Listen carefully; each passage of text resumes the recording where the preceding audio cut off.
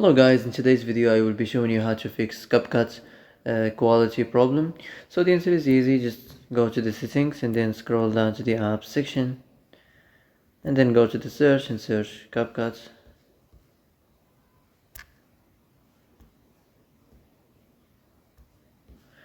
And next go to the storage, and here you will find this clear cache option. Click on it.